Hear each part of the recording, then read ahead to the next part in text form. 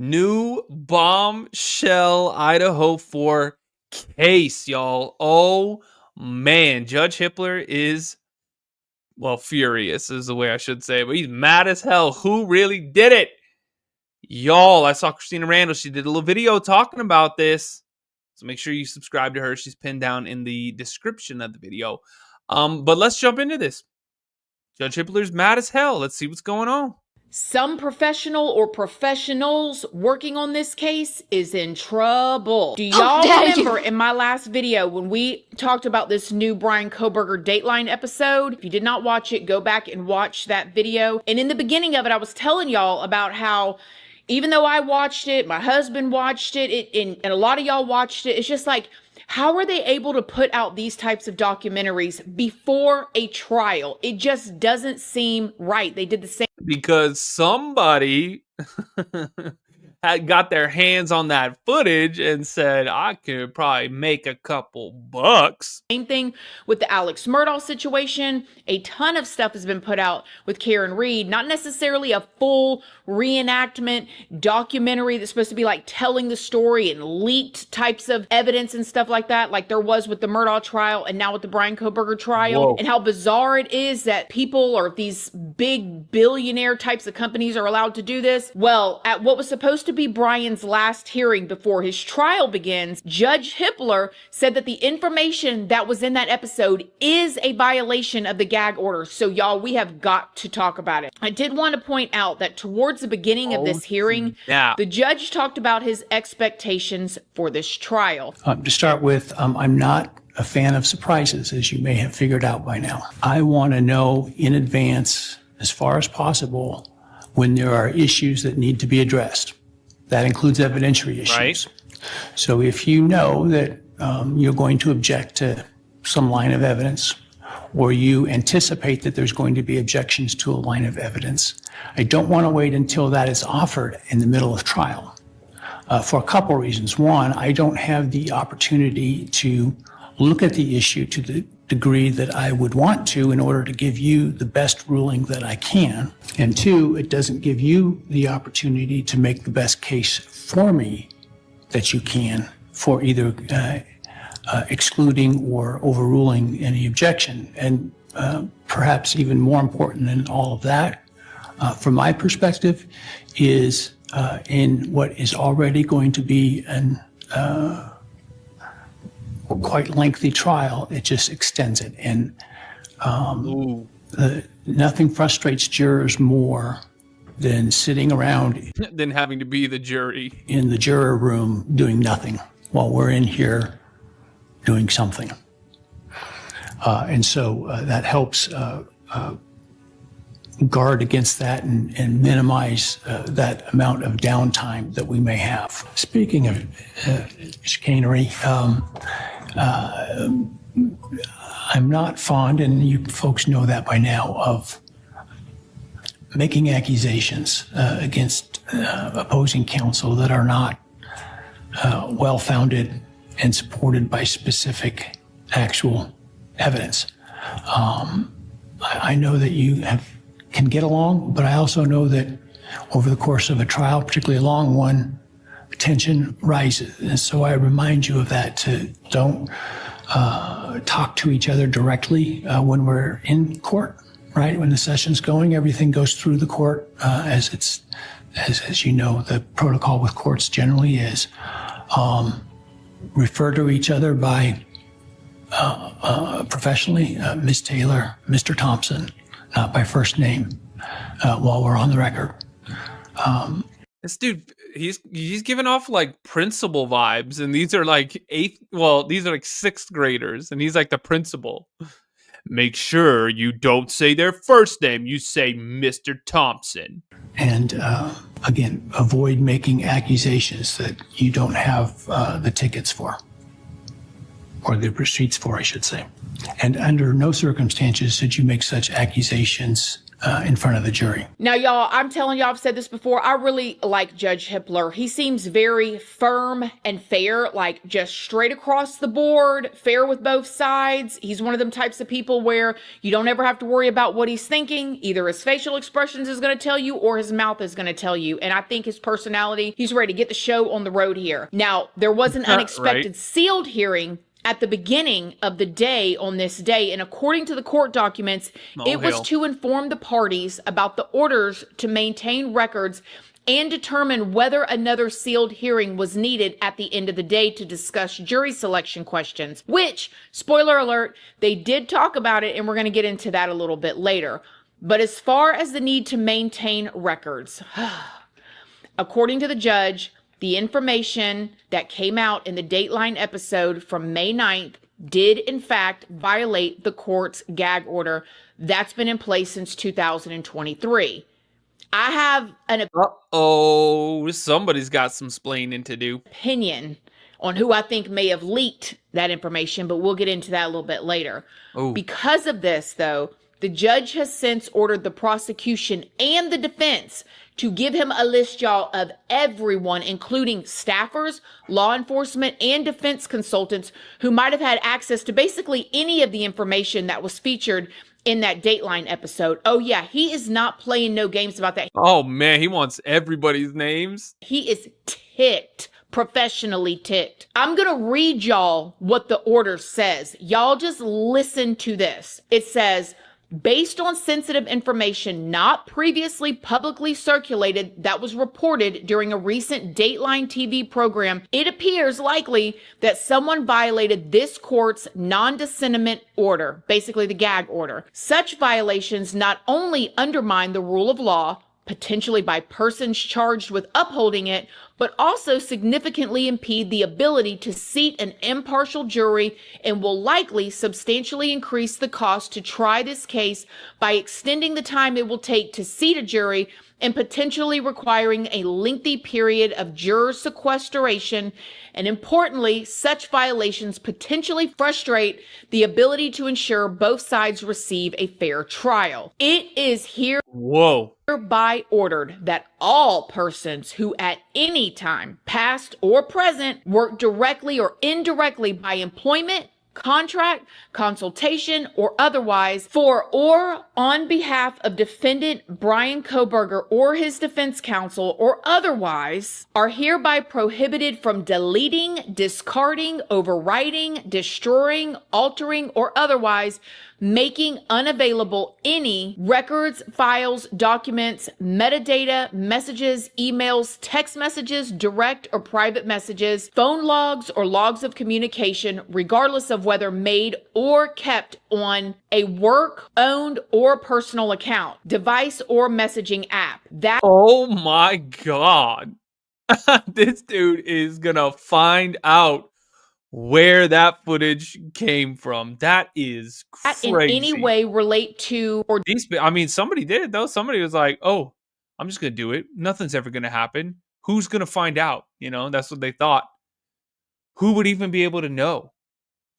Unbelievable. Document the fact or substance. Oh, by the way, TikTok, hit the follow button if you're new here. My name's Patrick. If you're new here, hit the follow button. Come on over to YouTube. The Mystery Project. That's the name. We're live there right now. You can watch this video. You can actually see the video. If you are live on YouTube, do me a favor and hit the thumbs up button. All right, let's go.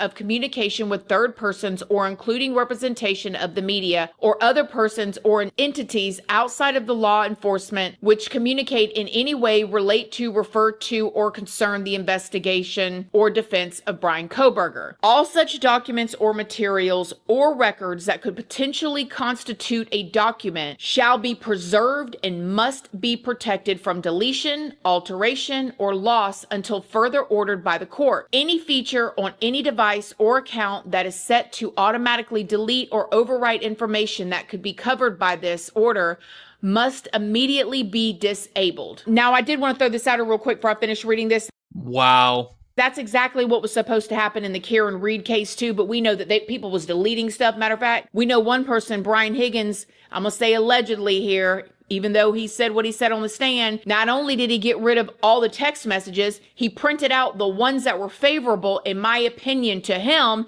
Then he drove on the base. He throws his phone in one area, throws something else in another area. I mean, come on. Nevertheless, the rest of the order says, it is further ordered that within 7 days, the lead defense counsel shall submit to the court in camera a list of all individuals within their team, past or present, who are known to have had access to any facts related to the investigation of defendant, including but not limited to surveillance videos of the suspect vehicle 1, the AT&T records for defendant's cell phone, and the content of defendant's cell phone and other electronic devices and social media accounts, including internet history, photographs, and information associated with defendant's Amazon account, or any information referenced in the Dateline episode regarding this case.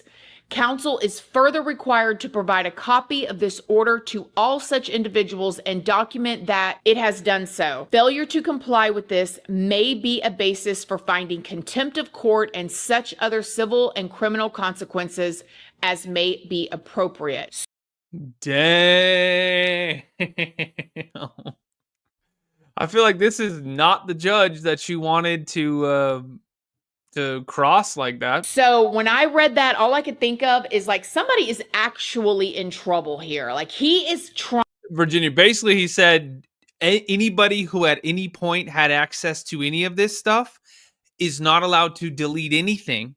Emails, text messages, pictures, screenshots, videos, nothing. And if your phone is set to delete text messages or delete whatever, you better turn all that off, because they're going to go through all of it and they're going to find where this came from, who gave it to Dateline, because there's going to be an email correspondence with Dateline and being like, hey, send us this, I have this footage, send us the footage. They're going to find the source. Dateline doesn't have to tell them. They can choose to protect their source, but they can go through. I mean, somebody that had it gave it to them, right? They didn't just stumble upon a website like, oh, there it is. That's where we get it from. Somebody gave it to him. And the judge is saying he's going to find out. And if anybody does delete it, they're going to be put in contempt. So, damn. Y'all hit that follow button if you're new. YouTube, thanks for all the likes. Trying to figure out who leaked this information, and I hope he finds out who did it. And I'll just tell y'all, I can't help but to wonder. And listen, I want to tell y'all, I'm not a professional. Please go do your own research, form your own opinions. I don't have any formal training. So please, this is not a professional opinion here. But in my sitting on the back porch with my tea, Monday morning quarterback type of opinion, I can't help but to wonder if the defense leaked this, because at this point they're trying everything and throwing everything in the wall and nothing is sticking. So what would stop the defense from leaking certain things to try to get that type of evidence thrown out of the case? I mean, I don't know. Again, that's my unprofessional thought, not necessarily even an opinion, but it makes you wonder, like, why would the prosecution link this with such a strong case? It doesn't make sense for them to leak it. I wonder if the FBI agent that Dateline kept referencing in their episode is a little worried right now that he may be in trouble too. The judge even mentioned that he was open to hiring a special prosecutor to figure out where the leak came from. He is not playing, y'all. But moving on to some other topics that were discussed during this hearing. The defense submitted an offer of proof, y'all, for the alternate perpetrator theory during this hearing. Now, the filing is sealed, but the judge did ask the defense to provide additional evidence to support their allegations. What I'd like is by the 23rd, if possible, for the defense to do two things. One, provide me with whatever actual evidence you have that supports those allegations. Rather than just allegations. And two, provide for me how it is you believe that what you are offering is admissible. because it seemed to me much of what you had put in there was fairly, potentially fairly objectionable in terms of admissibility. And you guys, I've said this before in other videos. It just seems like after 2.5, we're going to be going on near 3 years by the time this trial starts. They're just now coming up with this alternate person's theory. And when they have a chance, after all this time, after all the extensions that the defense has been offered, they have a chance to offer up their alternate theory. It's just a bunch of like mumbo jumbo. It's just a bunch of like, well, we think this and we think that, and this person is suspicious. And he's like, I need some proof here. Like, you're going to present an alternate perpetrator theory. You need a little bit more proof. You can't just say the ghost did it. I mean, hello. Anyway, the prosecution and the judge did briefly discuss the dollhouse model of the King Road home. And remember, we talked about this in another video as well. The prosecution asked that the house not be referred to as a dollhouse anymore, and I absolutely agree. Model, I think referred to as the dollhouse by Mr. Thompson. Has that been produced for the defense to inspect? It has, Your Honor. It's actually here in this courthouse, has been for a few weeks, and Mr. Herwood facilitated the defense viewing it yesterday. Okay. It is available for the court's inspection if the court would like to look at it. And just for the record, to the extent that the model was characterized as a dollhouse, I think that was an inappropriate characterization. It is an inappropriate characterization. If I'm responsible for it, I assume responsibility, but that's simply not an appropriate way for it to be described, given what occurred there and the victims. I think a better term is simply a model, Yes, sir. Rough model, given that it is admittedly not to scale precisely. So The judge also talked about It's not to scale precisely? What? What the fuck? That's nuts. He said it's not to scale precisely. Then what the hell is it doing? Like, what's the point of having it? If it's not to scale, then whatever you're showing on it isn't actually right. Do you know what I mean? That's like saying, oh, this person said this, but they didn't say the actual words. They just said this. So it was close, but it wasn't it. Huh? No, doesn't it? It has to be exact, right? I don't know. Maybe I've just been watching too much CSI. All right, let's keep going. BF. He said that he's willing to allow them to testify off of camera if they request it, and I'm sure that they will, and I would too if I was them. But he said that the feed will still get audio of their testimonies, basically meaning like we're still going to be able to hear what they're saying, but we will not see their faces. The defense asked that the judge allow some of the other witnesses to have the same option. He said that he would consider it. The judge also said that he would reserve seats in the courtroom for DM and BF if they wanted to attend the trial, even though he does not suspect that they will, given how they've been treated by the media. And I should point out, I am going to reserve 2 seats for the 2 surviving roommates who are technically victims of the burglary. I don't know whether they would have any desire to be here. I suspect not, given the way they've been treated in the media. And I've already indicated, I think the 2 roommates are victims. There is a compelling interest to protect them. And so just as typically when Portrayed by the media, meaning like that there were people thinking that they had something to do with it, right? Like, why would these two? Because I remember hearing a lot of people saying stuff like that.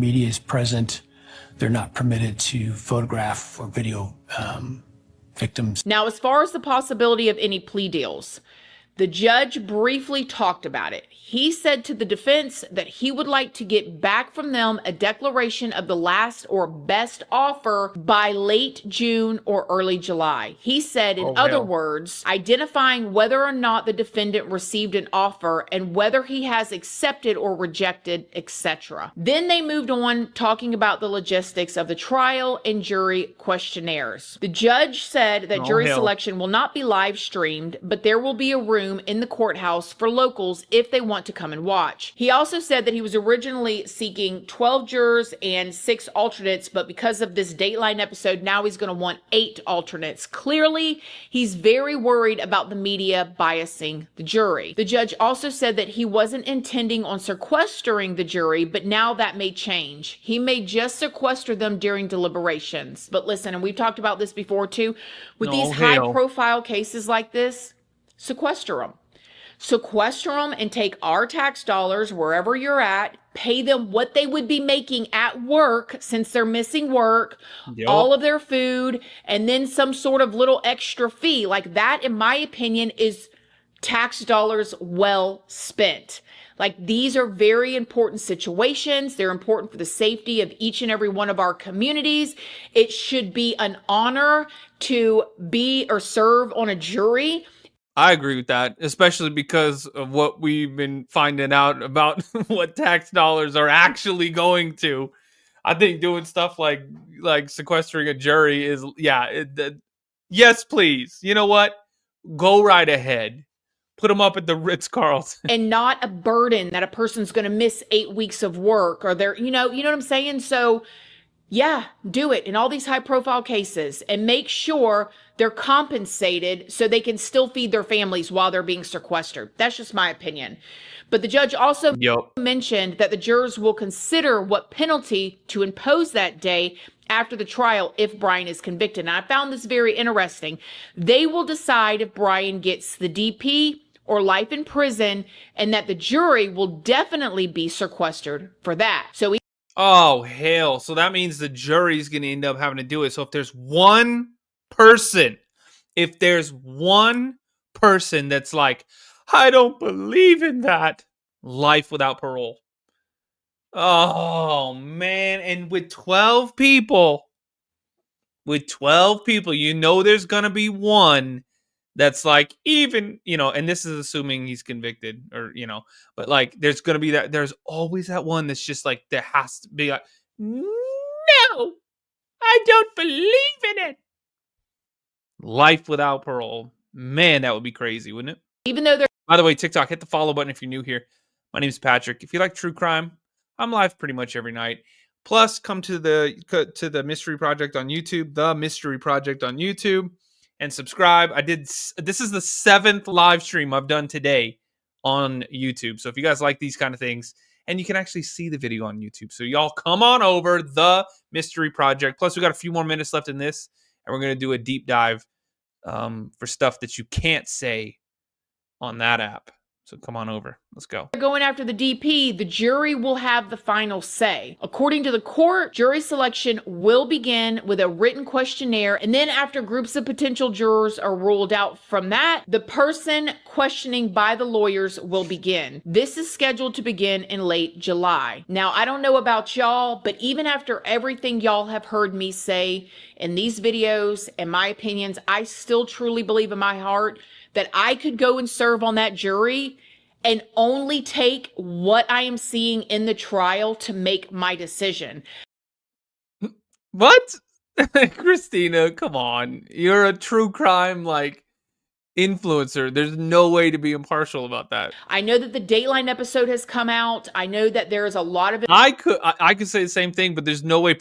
Even anybody watching this, if anybody watching this got brought in, they'd immediately say no. Information that has been leaked, a lot of opinions for Kohberger and against Kohberger are going around online.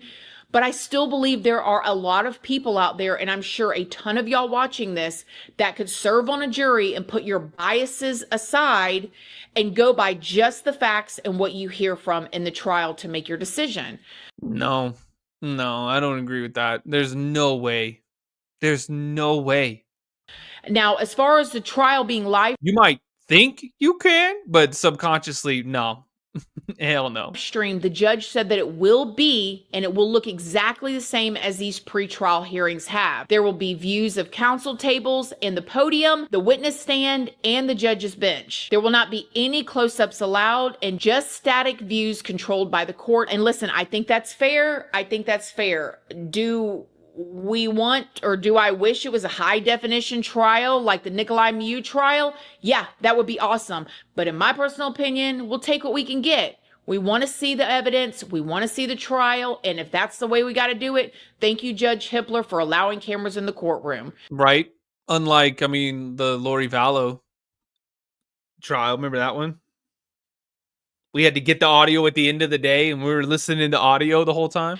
Now, That's what started this channel. according to the judge, the trial schedule Or the live will streams. be Monday through Friday, 8:45 a.m. to 3:30 p.m. local time up there.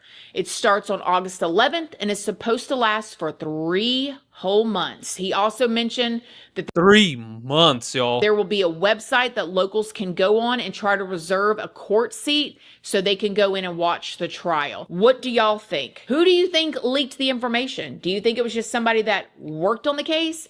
Do you think that the For sure, it was somebody that worked on the case. judge can pull information from Dateline? Like, say, I'm just using this as an example. Maybe it's an ex-officer or investigator who no longer works there and decided to sell this information to Dateline. I'm pretty sure the courts could pull that and find that out. Or do we think that, I don't know, y'all, very, very interesting stuff. I mean, there's a lot of possibilities. TikTok, The Mystery Project on YouTube. Type it in the chat. Because we're going to deep dive. We are going to go deep dive action right now. And they won't let me show this. So y'all, The Mystery Project on YouTube. Come on over.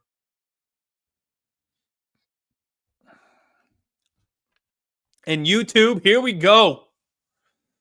Let's go through. Let's scroll through and see what we got going on. See what's new. The many faces of Bryan Kohberger. Weight constantly fluctuating. I mean, that dude looks crazy as hell right there. That's for sure. That he looks like Jonah Hill in Superbad. Is that one of the new ones?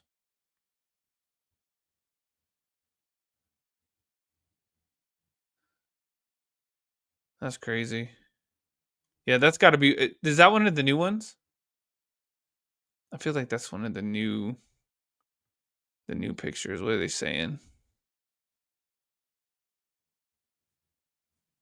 What else we got? Bryan Kohberger in Pennsylvania. An innocent man framed for a catastrophe. Close enough. That he had no involvement, or a cold-blooded, heartless maniac. Read the court documents and you be the judge. What do y'all think? Put it in the comments. Put it in the chat right now. Bryan Kohberger's former Washington State University student provides some insight. Let's hear some insight. He was pretty strict as far as grading goes. When he came into class, he was very, not super mentally present. He would stand up at the front, look at the ground. He had a lot of like boilerplate responses he would give people rather than, maybe something he had thought up on the spot. It seemed like he would be, he'd come in knowing what he was going to say to like most interactions. And then when he would grade your papers, he would be grading you on what he ended up calling like a higher standard. But it really felt like to us was he was grading us like he would have graded himself as a PhD student. And so that was just kind of like, we were all annoyed by him. And so I knew his name, I knew like, oh, T.A. Bryan, like he sucks at this. Like he's grading us too harshly. And that was like an annoyance. But obviously beyond that, we just thought he was a little weird and kind of, a bad grader. Yeah, we just a little weird and a bad it would have grader. been about a month before winter break when like the murders happened. And we didn't obviously build our framework for this around that because we had no reason to connect him to that, at the time. But definitely around then, he started grading everybody just 100s. Not like you pretty much if you turned something in, you were getting high marks. And he stopped leaving notes. It was just, he seemed preoccupied, is what I would have said at the time. And now obviously he seems like he was probably pretty preoccupied. But it was much easier. You'd turn in whatever you wanted pretty much. And he was just grading them up and sending them back. Like, yeah, absolutely. He probably, that I saw, he was always a little bit spotty on whether or not he'd come to class because he had, whatever PhD stuff over the top of it. But the couple times that he did come after, or around that time period. I remember him, he had like a little bit more facial hair, just like stubble, but definitely less like well kept than he was. And he was a little quieter. He used to stand up at the start of class and like talk about some stuff sometimes. And this time he didn't really do that at all. He was definitely, I think, like the previous like mental preoccupation that we had been noticing where it was like, hell. he didn't really want to be there. That was at like an all-time high. And he just, didn't look like he was doing great. Oh no. Hold on, just listen to the audio footage from the Linda Lane parking. Oh God. What the hell is that? Should we listen to it? Linda Lane parking deck camera. Do you think it'll like Linda Lane parking deck audio? You think it'll find that?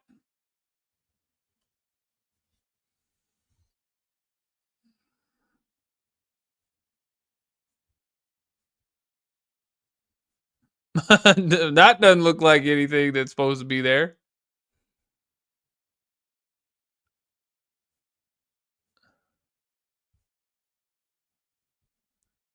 Yo, where do I find that?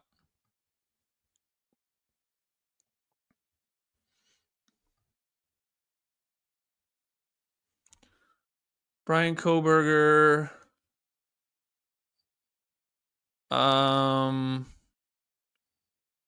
Deck audio?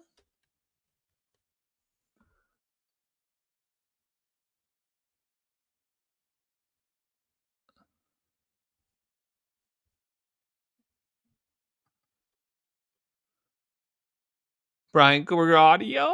Is this it? 42 seconds, November 13, 2022. 911 location of your emergency. Hi, something is happening. Something's happened in our house. We don't know what. What is Oh, that's the 911 call. We heard that.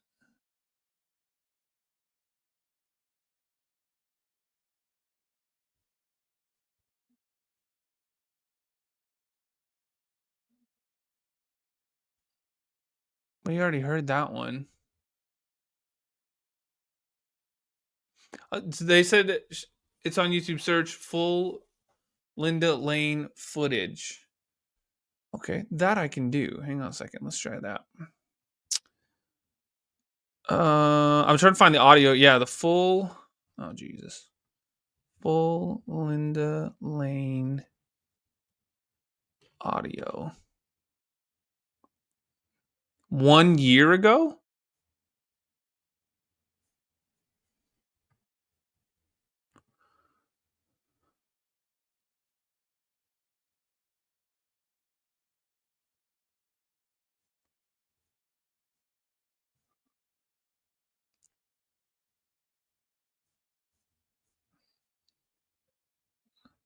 It can't be the one from a year ago.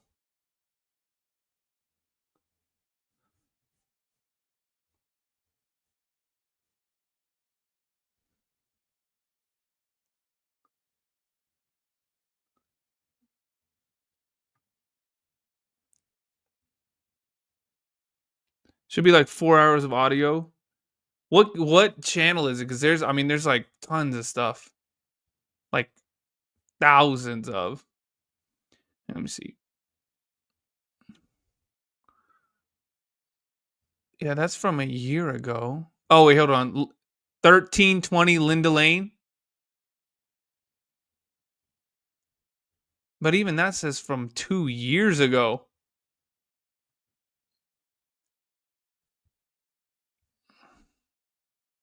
What timestamps? Hang on, y'all. Let's. Yeah, looking for the audio from the neighbor's house. Yeah, exactly. Hang on. Let me do that.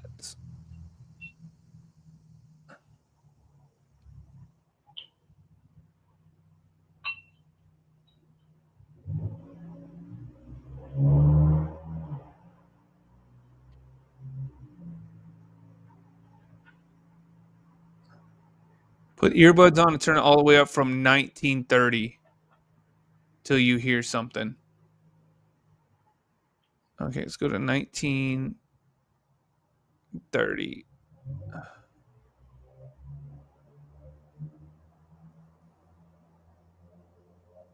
Oh, wait, no, I messed up. That was on the wrong one.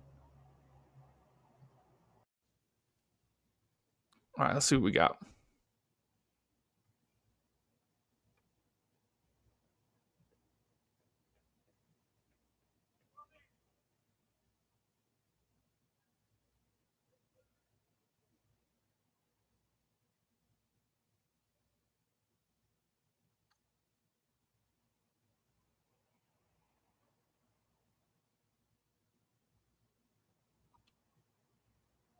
That's not the right one. Somebody give me a link to the right one.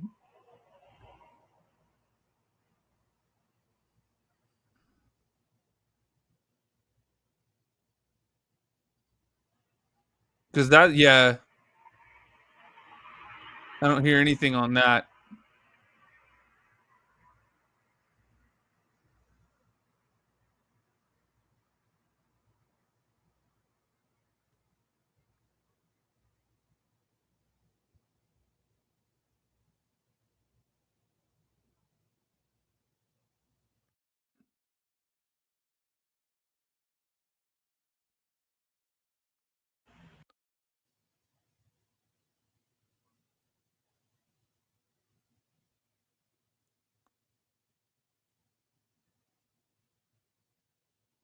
Oh, somebody actually tagged all that.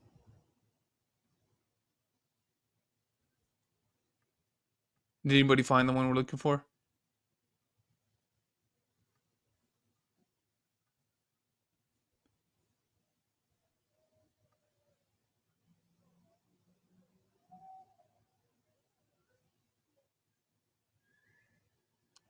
Sorry, I had to sneeze. The channel name is... Okay, let me look at that up.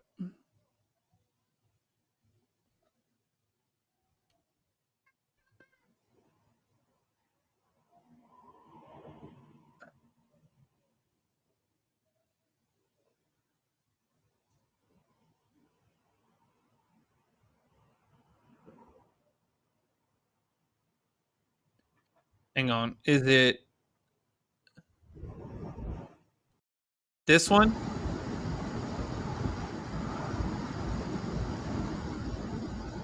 Is it this one, y'all?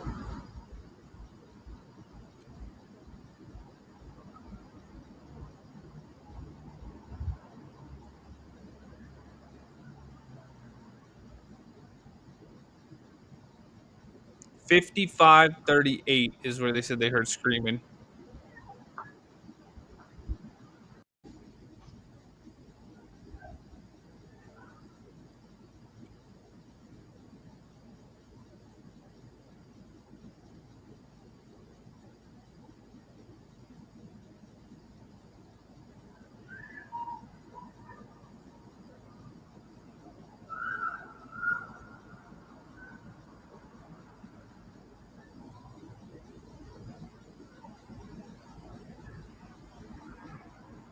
I mean,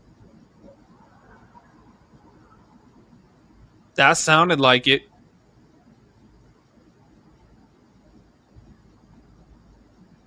That sounded like screaming to me.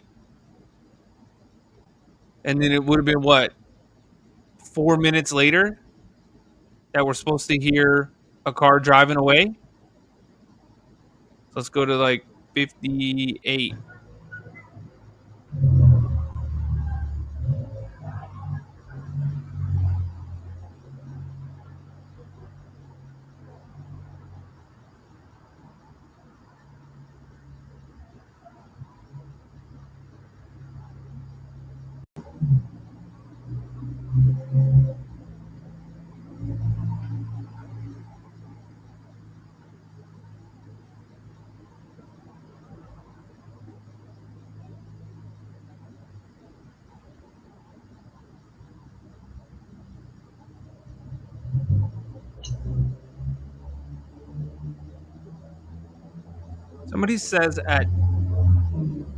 Somebody says at 2 hours and 21, they're screaming.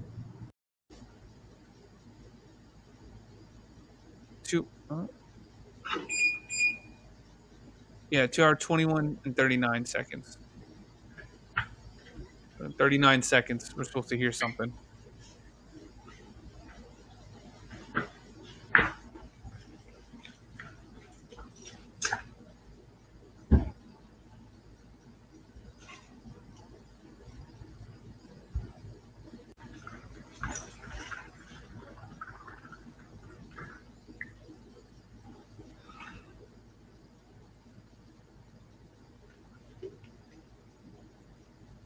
All right, right here.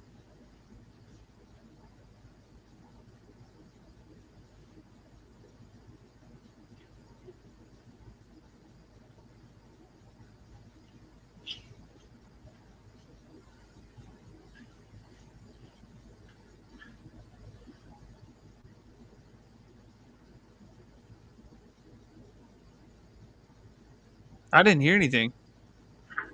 Did you guys hear anything there?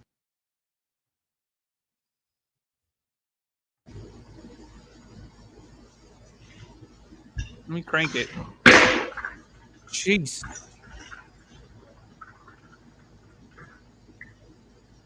They said you have to have headphones on, or it helps to have headphones on. Right at 39, right here.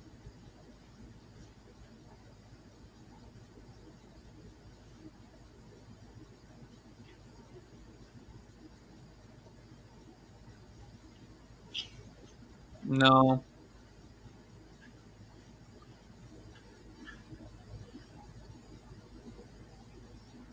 Is it 155.59?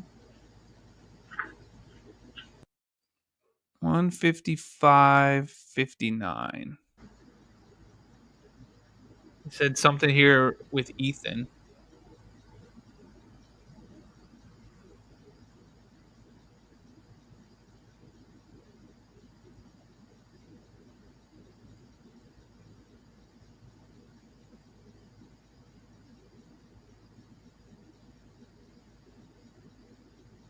I don't hear anything. I think people are just putting timestamps on there.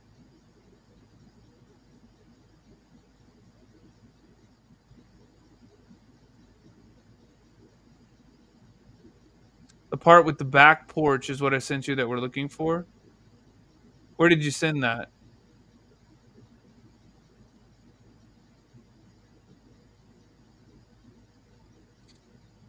Where did you send it?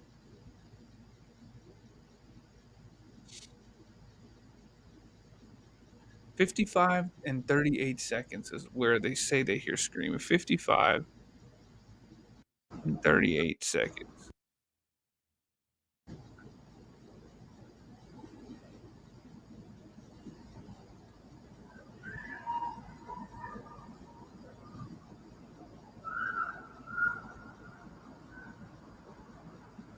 I mean, that I definitely hear.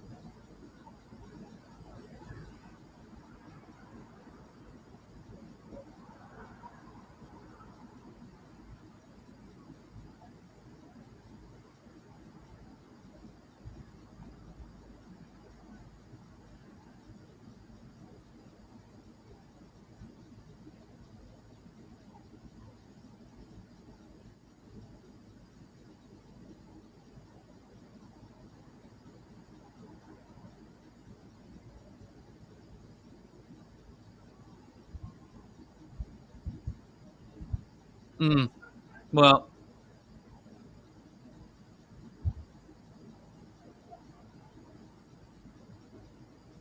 yeah, I did hear they said that it happened between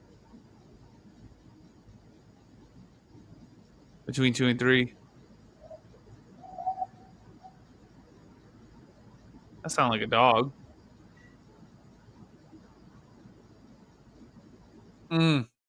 I don't know. I'll do some more research, y'all. I'm gonna find it. I'll find some more stuff. Y'all send it to me. Y'all send me the things that you find. Do me a favor though, before you go, y'all hit the like button for me. Let's try to get over 100 likes. So if you're watching right now, hit the like button. Subscribe if you are new. And go back. I did 6 live streams today, y'all. So go back and rewatch some of these live streams. I'll see y'all tomorrow.